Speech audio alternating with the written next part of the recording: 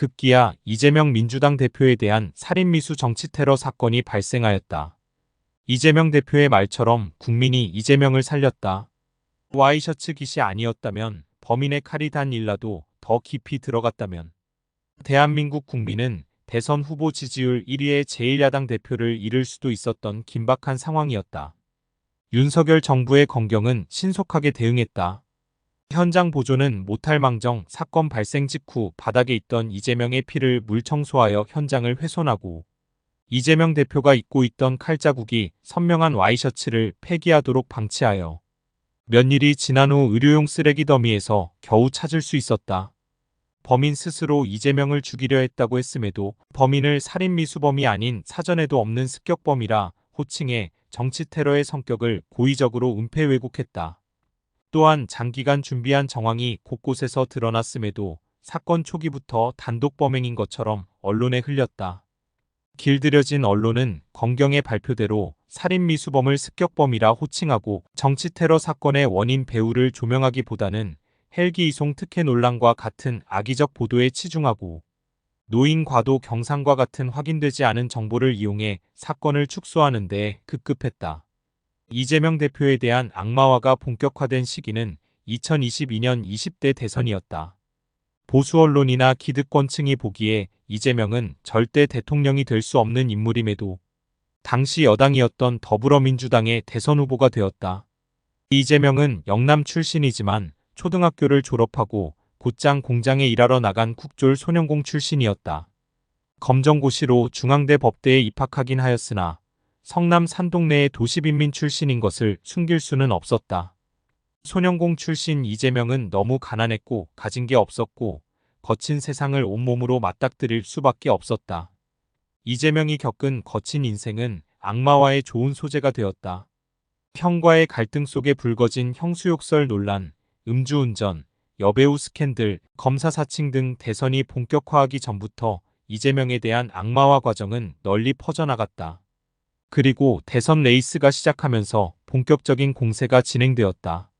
이재명 후보의 대장동 개발 의혹이 전면화하면서 이른바 역대 최악의 비호감 대선이 시작되었다. 대선을 불과 140여일 남겨둔 2021년 10월 20일, 경기도청에서 열린 경기도 국정감사는 전국민적 관심을 불러일으켰다. 대장동 게이트로 매일같이 언론에 오르내리는 이재명 경기도지사가 출석하는 자리였기 때문이다. 국민의힘과 이재명 경기도지사의 뜨거운 공방을 예상했던 국민들은 뜻밖의 광경을 시청해야 했다. 이날 가장 날카로운 창을 무기로 들고 공격한 것은 같은 민주진보 진영으로 여겨졌던 정의당의 심상정 국회의원이었기 때문이다. 심상정 의원은 미리 준비한 돈 받은 자 범인, 설계한 자 죄인이라는 문구의 피켓을 들고 대장동 사업을 설계한 이재명 경기도지사가 죄인이라며 날선 공방을 벌였다.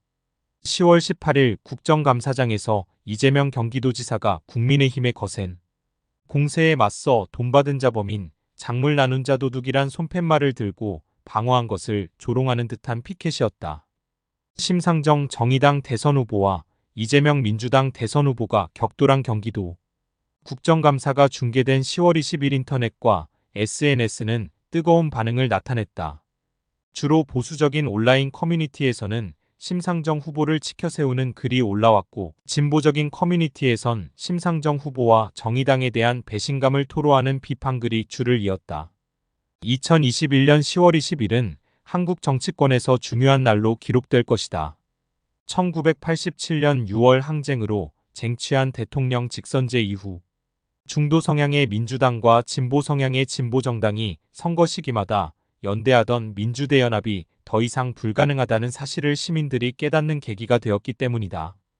중앙선거방송토론위원회가 주관하는 20대 대통령 선거 방송토론회는 2022년 2월 21일 1차 경제 분야 토론회를 시작으로 2월 25일, 2차 정치 분야, 3월 2일 3차 사회 분야 토론으로 진행되었다. 3월 3일 안철수 윤석열 후보단일화 이전에 진행된 3차례의 방송토론회는 민주당 이재명 국민의힘, 윤석열 정의당 심상정, 국민의당 안철수 후보 4명이 공방을 벌였다.